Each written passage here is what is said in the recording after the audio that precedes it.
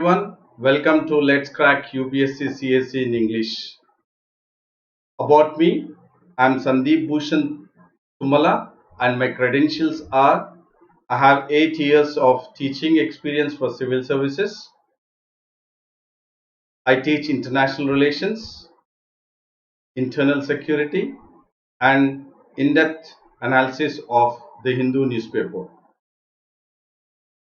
And this class is in regards to how to crack prelims 2020.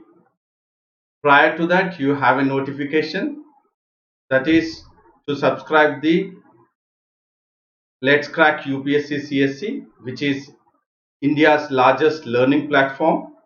And once you subscribe, you will have access to unlimited and live recorded courses from India's best educators. And the benefits you get once you subscribe are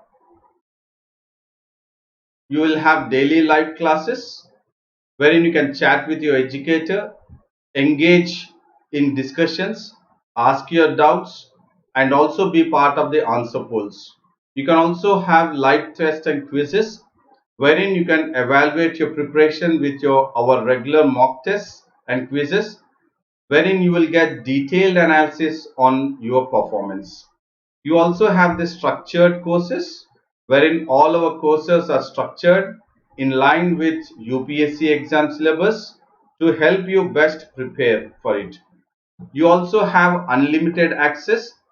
Upon subscription of Unacademy, you would get access to all our live and recorded courses wherein you can watch it from your mobile or the laptop. You have the top educators at Unacademy. They are Sudarshan Gurjar, Roman Saini, Ayush Sanghi, and Venkatesh Chaturvedi, Dr. Siddharth Arora, Saurabh Pandey, Tarun Goel. All these are the top educators wherein they are part of the Unacademy. You also have the subjects in the UPSC CSE, that is about polity, history, current affairs, economy, geography, optional courses, UPSC CSE batches, environment and ecology, science and technology. Along with this, you have the courses for governance, practice and strategy, CSAT paper, ethics, integrity and aptitude, Indian society, social issues, essay writing, internal security, answer writing, and also in regards to the interview preparation, which is very important, along with all the courses.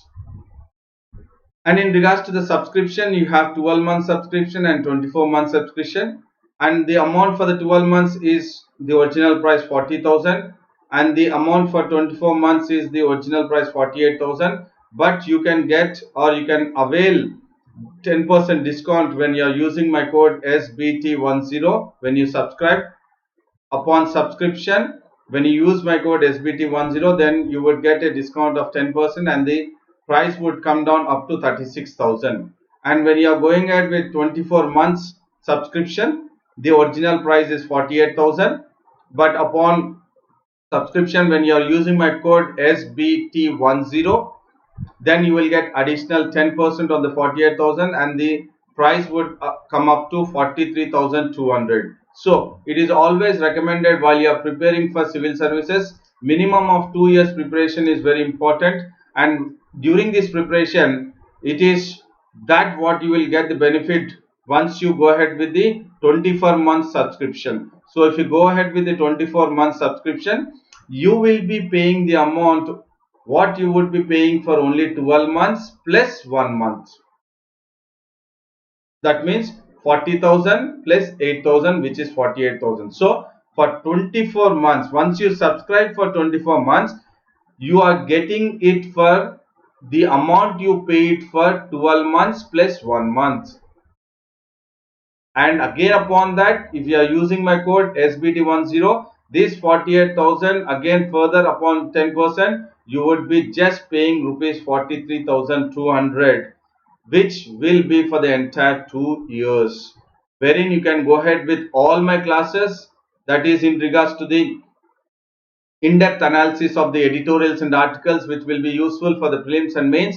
Along with my classes, all the other educators who are in the Unacademy of pertaining to all the subjects, you will also have access wherein you can watch the live and recorded classes of those educators also. So do not waste time, go ahead with the subscription of 24 months and then take the maximum benefit of the Unacademy subscription of the online classes.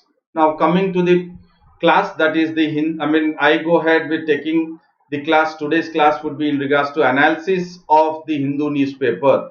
This analysis of the Hindu newspaper would be useful, a very useful session for you, because you will get the entire analysis of the factual and then the analytical points which could be probable question in the prelims 2020 and also in the mains 2020. So I would take up the issues emphasizing on the keywords, making sure that I link the various keywords so that you would get acclimatized to the kind of preparation you have to do. So my classes will definitely help you out for a better preparation and then cracking the prelims 2020. And the topics to be discussed today is the G20, indelible ink, and then the NPA norms. So first we will look at the G20. So the Saudi king would chair the G20 summit, but the summit would be this time the virtual summit. Saudi King Salman bin Mohammed bin Salman would chair the G20, which could be the virtual, that is through the video conferencing. As you are all aware that the virtual summit of the G20, that is the international one, G20 International Summit, would take place for the first time virtually, that is through video conferencing, because of the aftermath of the pandemic COVID-19, which has shackled the entire world. It has almost, what do you say, made it clear that there could be loss of lives by a microorganism at a very destructive manner, and that is actually making all these summits, or especially to begin with the G20 summit, not to go ahead with having, what do you say, the summit taking place with all the leaders under one roof, but it would be by the video conferencing. And the reason for it is the COVID-19. So the leaders, that is the G20 nations, would be going ahead with the video conferencing, that is on March 26, 2020. And then it will be led by the King Salman bin Abdulaziz Al Saud of Saudi Arabia. So you need to just look at who is the person or the head. The King of Saudi Arabia has or will lead, or he will be going ahead with the head of the G20 virtual summit, and he is the current president of the G20 economic grouping. So please bear it in mind for the prelims point of view. It could be that sometime the question could be framed that because it is G20 economic groupings, it is being headed by, or the current president is US president. If he is what is mentioning, then do not get confused. It is the King Salman bin Abdulaziz of Al Saud of Saudi Arabia is the current president of G20.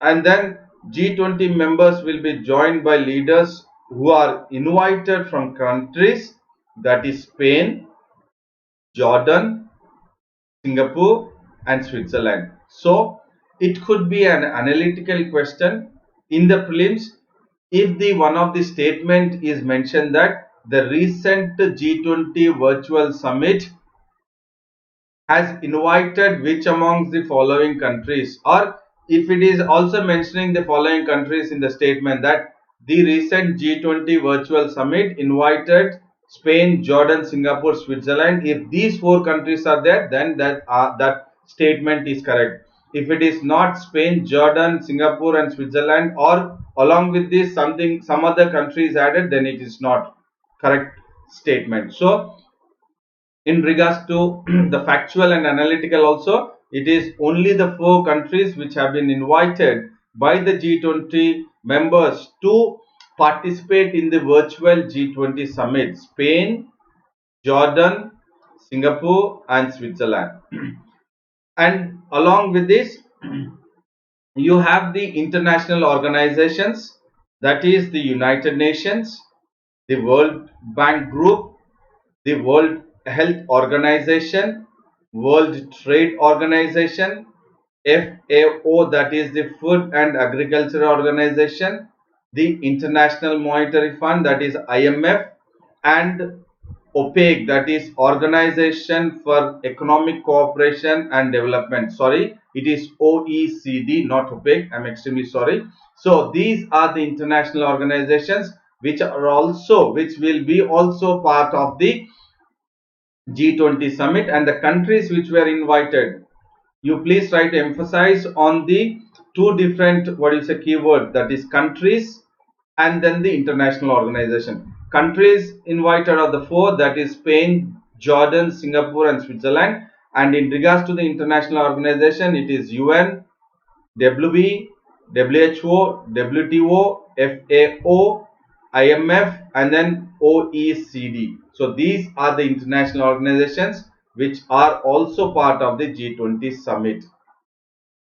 And apart from 19 of the biggest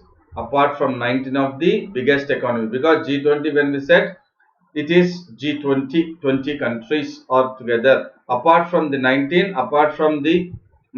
biggest economies, G20 also includes European Union. It also includes the European Union, which will be part of the entire G20 virtual summit of 2020. And in this entire meeting, there was also a discussion which has taken place, and it was decided that Vietnam would represent. Please do understand this for the prelims point of view, because it could be a probable question, an analytical question in the prelims, wherein it could be match the followings. It could be match the followings, wherein at the left hand side and the right hand side you would have the countries, fine, and then the right hand side you would have which organizations. So it could be a probable question for the prelims point of view in regards to the match the followings. So it was decided that Vietnam will represent Association of Southeast Asian Nations.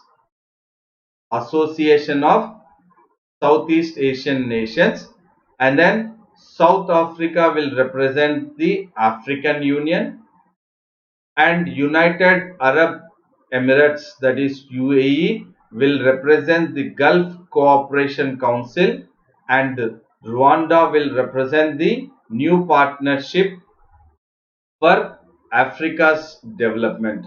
Please do understand, for prelims point of view, it could be a probable question which could be asked through match the following. I repeat once again, Vietnam would represent Association of Southeast Asian Nations. South Africa will represent African Union. United Arab Emirates will represent the Gulf Cooperation Council. Rwanda, the New Partnership for Africa's Development. So there could be a possibility of this question, and also a possibility of the countries being invited, and which among the, if the question is asked, which among the following international organizations were not part of the G20 virtual summit 2020. So you need to know, it is United Nations, UN, WB, WHO, WTO, and then FAO, and then IMF, and then OECD were part of the international organizations of the G20 virtual summit. And the president is the current president, King Salman bin Abdulaziz Al Saud of Saudi Arabia. The countries which were invited were Spain, Jordan, Singapore, Switzerland. 3S, 1J. Please do understand, or have some kind of keyword 3S: Spain, Singapore, Switzerland, and then the other one is the Jordan. And now we will look at the another news item which is there, it is in regards to the indelible ink linked with the quarantine. That is the indelible ink with the patients or the COVID patients. So, indelible ink is used during the elections. So, Election Commission of India on March 25th, 2020 has allowed the government to use indelible. Indelible means permanent, which could be permanent for at least, what do you say, couple of days, could be like 5 to 7 days.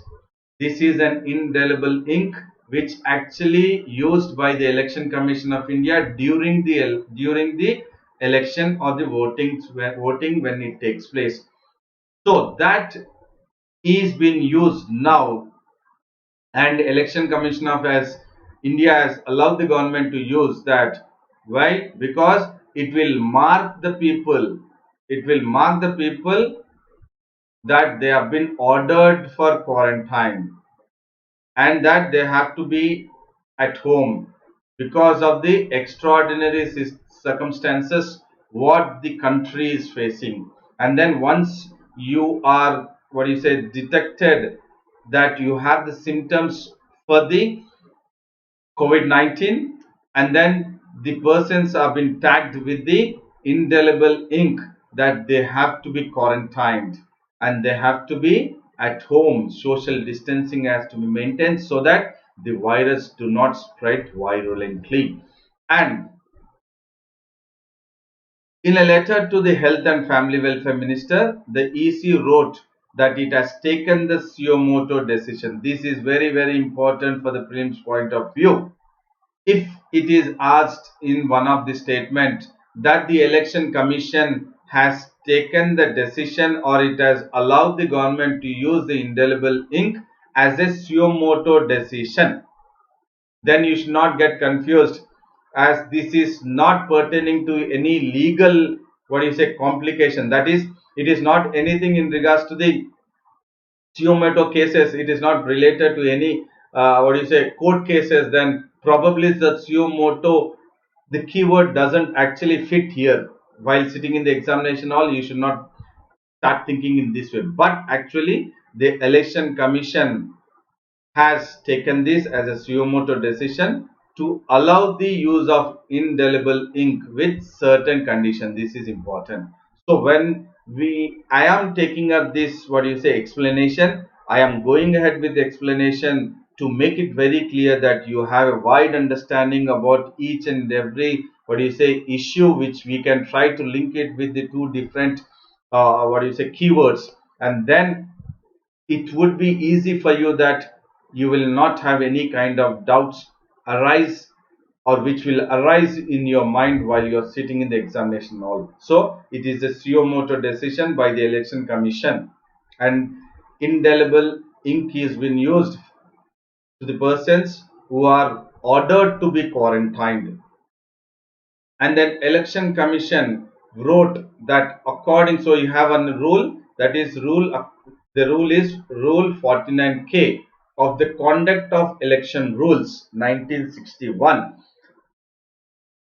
because of, or as per rule 49K of the conduct of election rules of the year 1961, an elector is supposed to be marked on the forefinger of his left hand. So this is an added information, because there could be a question on the Election Commission of India in regards to, or on the sidelines of indelible ink, and he would ask this usage of the indelible ink during the elections or the voting when it takes place is because of which among the following rules of the conduct of elections. So you should not get confused, but in fact you are having a better knowledge through this class, through this session. You are being equipped factually and then also in regards to analytical point of view. So what you have to look at it for prelims point of view, that it is the rule 449K of the Conduct of Election Rules 1961. It is supposed to be that any person who is part of the voting system has to be marked on the forefinger, that is on his left hand, before casting vote. So this could be a question. Probably you might get confused, or you might get startled. How did or why this indelible ink come into the ambit of UPSC thinking to frame a question in the prelims 2020? It is because we are able to identify the keywords in the news, in the current issues. I repeat that we are able to, through this class or through this session, we are able to identify the keywords in the current issues. Only just going through the current issues, it is not that you are clearing the prelims. You will have the knowledge, but what is important is cracking the prelims is important. Ready to write the mains examination is very important. So for that preparation, this kind of, what do you say, strategy is must. Rule 49K of Conduct of Election Rules 1961. And in case of the elector does not have a forefinger on the left hand, then any other finger on the left hand can be marked. Again, this is if at all the UPSC is focusing on the only indelible ink, and then he has given two statements. Statement 1, which talks about the rule 49 of the Conduct of Elections Rules 1961, and the second rule, if he is mentioning this statement, then again the question could be which among the following statements are correct.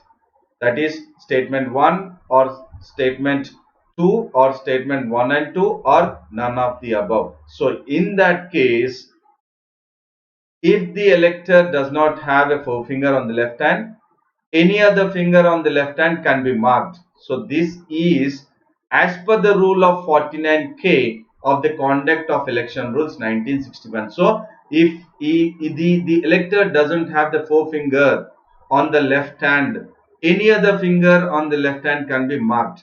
And in the case of elector does not have any fingers on the left hand, look at it, how clearly it has been designed or framed in the rule 49K of the Conduct of Election Rules. If the elector doesn't have any fingers on the left hand, then the forefinger of the right hand has to be marked. It is very clear. And you never know, this could be the statement and the above one, that is the rule 49K could be the one of the statement. Two statements would be given in the prelims as part of the polity on the Election Commission of India, under the Election Commission of India, but asking the question contemporary current issues, focusing on the keywords, that is the keyword is indelible ink.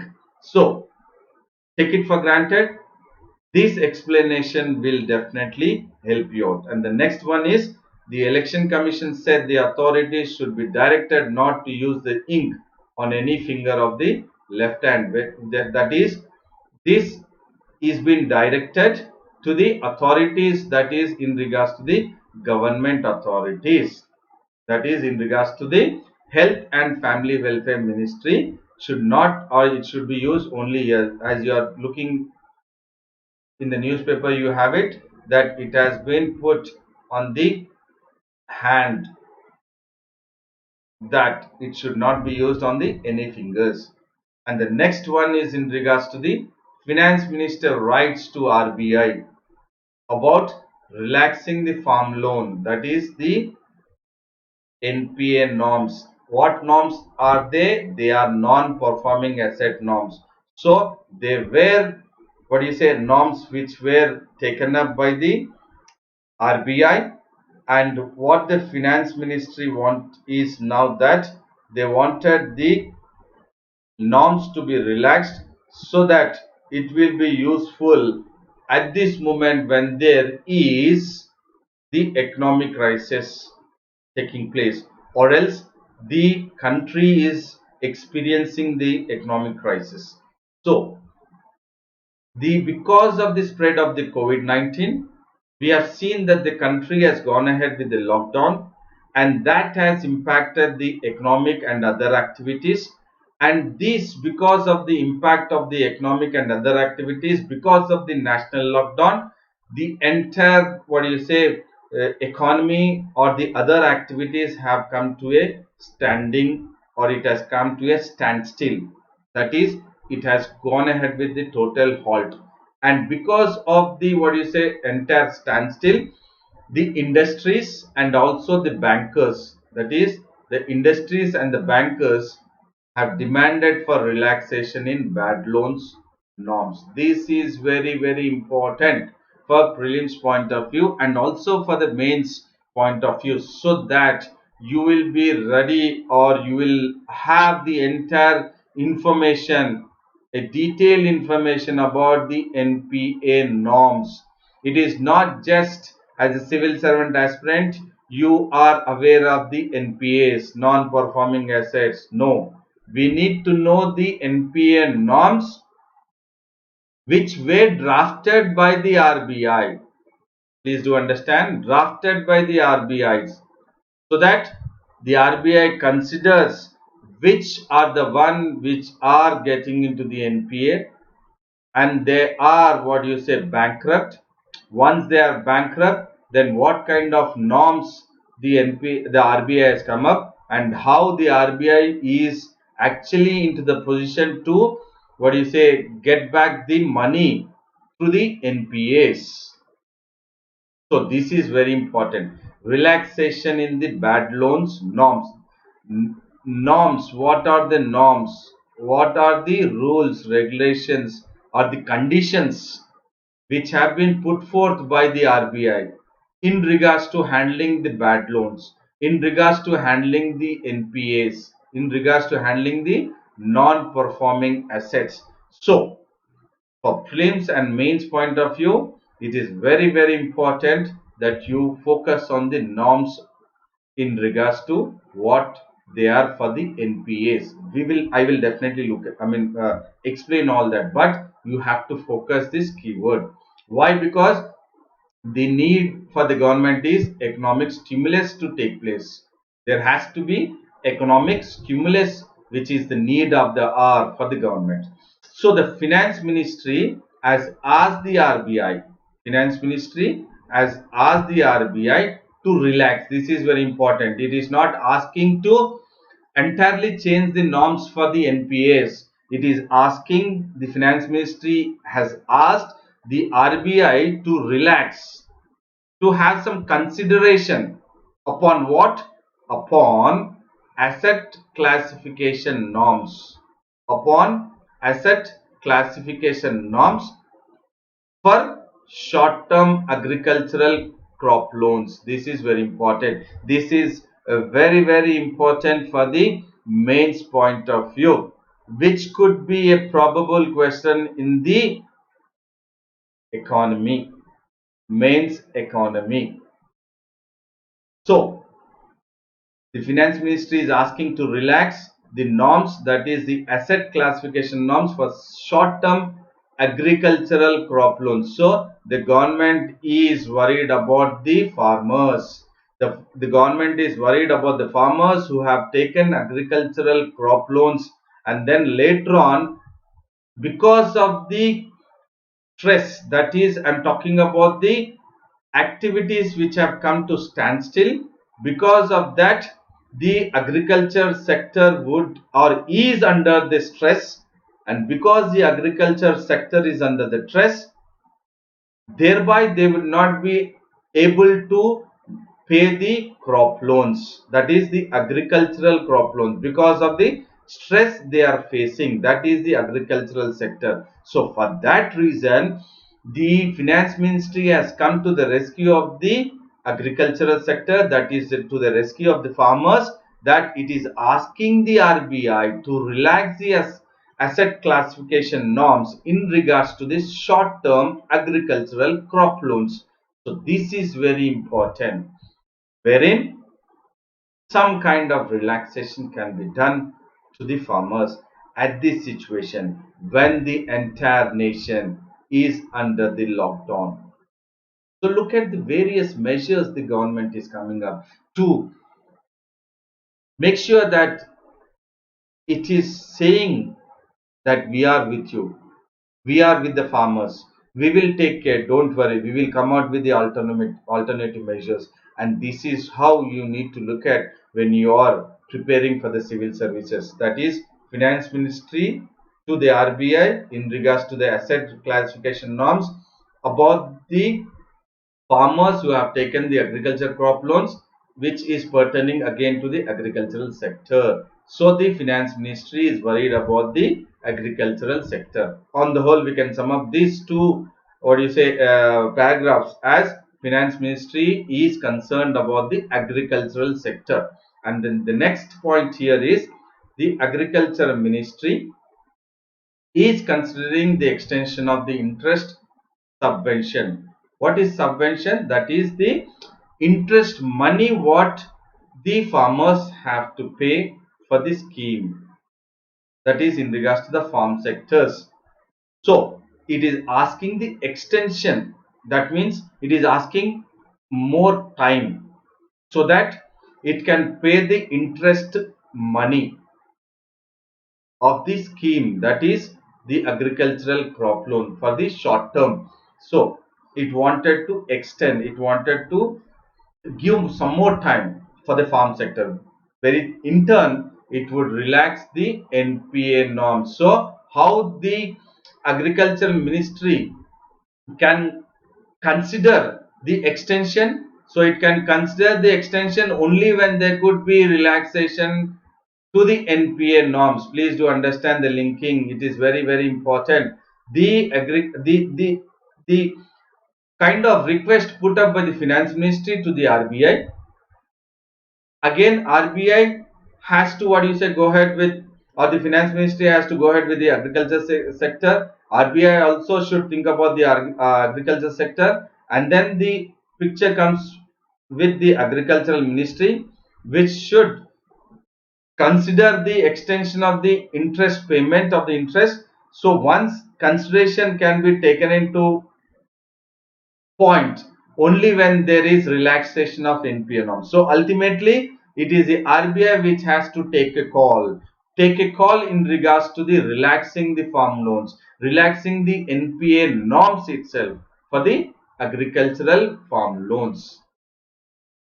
And the next point is the RBI's asset classification norms, what we have spoken about, that this is the one which has to be relaxed. The norms which has to be relaxed is what? It is a loan which is classified as a non-performing by banks if the repayment is due for more than 30 days. This is very, very important for prelims point of view. If if the UPSC is framing a question that as per RBI asset classification norms, a loan is classified as non-performing by banks if repayment is due for more than 90 days. It clearly gives in one of the statement, and in the next statement it repeats all the entire statement. But if it is not saying 90 days, but if it is saying 180 days, and in the third statement, or else is just, what do you say, fixing it with the two statement, one with the 90 and the other one with the 180 days. So it is not 180 days, this is wrong. What is right is 90 days is right. So please do understand, it is for the 90 days. Banks repayment, this is banks, by banks, by banks. And then we will look at the RBI issues a new NPA recognition norm. So we were all talking, what do you say, previously, the asset classification norms by the RBI. So now we will look at what was the need to RBI to issue the NPA norms. What was the need for the RBI to issue the NPA norms? Now a better understanding you will get it, the reasons why, and why the finance ministry is asking the RBI to relax the NPA norms. That is, the Supreme Court on April 2nd has struck down the stringent RBI circular. So RBI has come up with the circular. So what did the circular say? The circular, the RBI which has come up has said that if the one who is taking the loans and they are missing the repayment, what do you say, missing a repayment. So if the repayment is being missed even for a day, so then they would be held responsible. But what the Supreme Court said, the Supreme Court on April 2nd has struck down the RBI circular, which the RBI circular has issued on February 12, 2018. Again, this is for your better understanding when it has come up, and then when the Supreme Court has struck down, why it has struck down, and then again what were the amendments made by the RBI to the circular.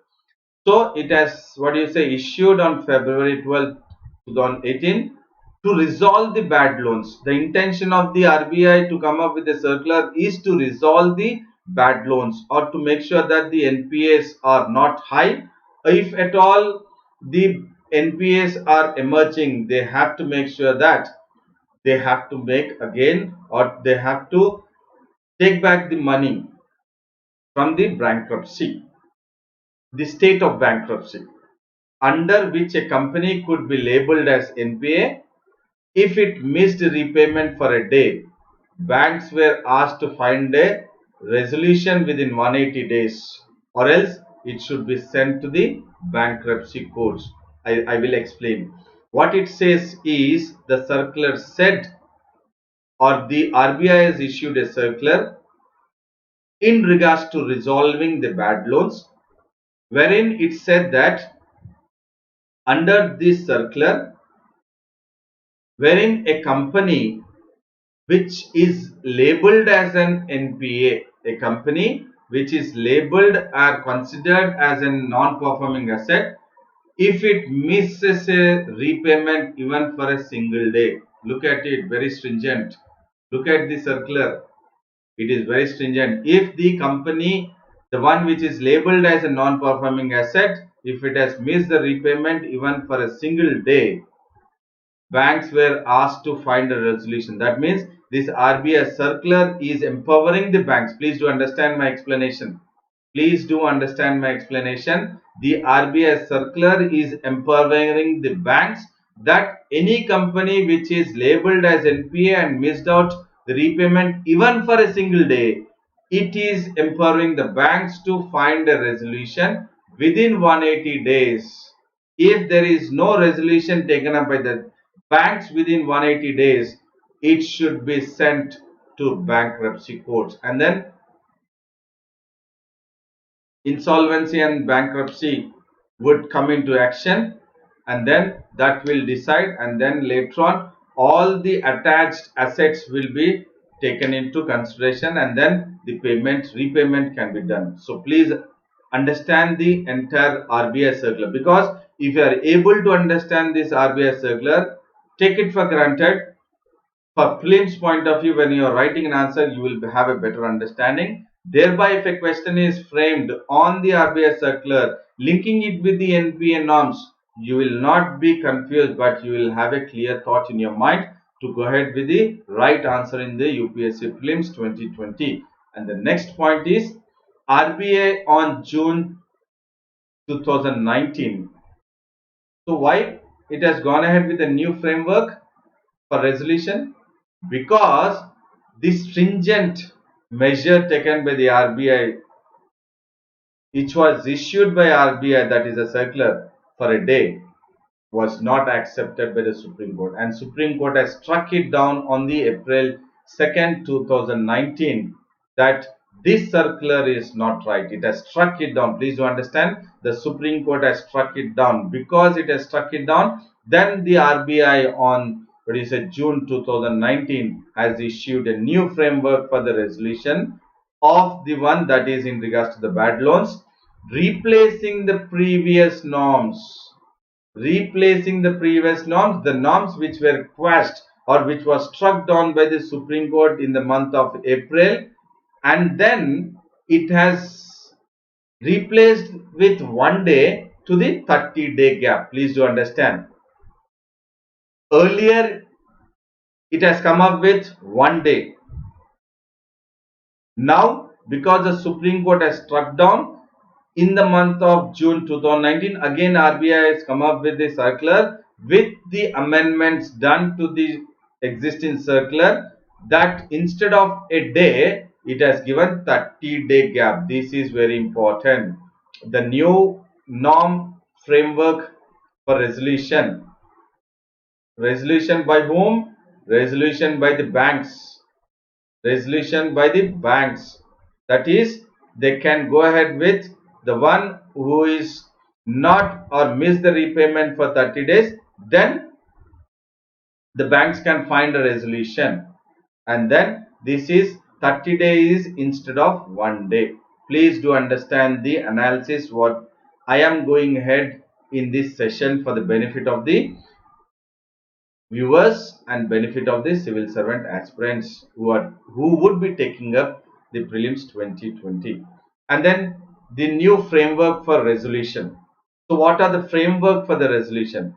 So it has replaced all the earlier resolution plans. It has replaced all the earlier resolution plans, such as, or else for revitalizing, that is trying to improve better the distressed assets, corporate debt restructuring scheme, flexible structuring of existing long-term project loans, and then upon strategic debt restructuring scheme, that is SDR, and then change in ownership outside the SDR, and then scheme for sustainable structuring of stressed assets, that is S4A. What are the S4? That is scheme for sustainable structuring stress. So these 4S and 1A. S4A, that is scheme for sustainable structuring of stressed assets, and then the joint lenders form with immediate effect. So these were the one which were actually taken into consideration. The changes have taken place, and then a resolution has been planned. Plans have been replaced, and then it has been provided by a framework which will go ahead with early recognition, reporting, and time-bound resolution. Why? Because to make sure that which are the bad loans, which are termed as an NPA, and the lenders can recognize incipient, that is the stress, emerging stress in the loan accounts. So the one who have lended, that is the banks. Here the lenders are the banks.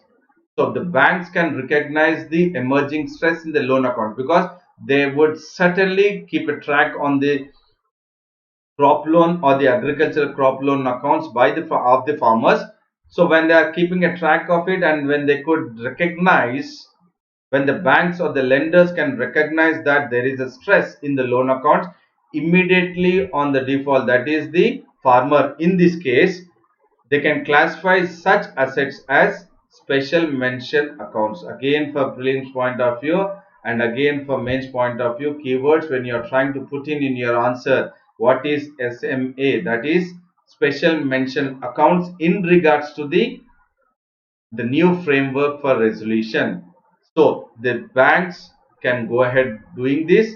They should, what do you say, in forehand understand what is happening to the loan account, and then classify them under special mention account. So there would be a proper mention, and then there will be tracking the accounts regularly.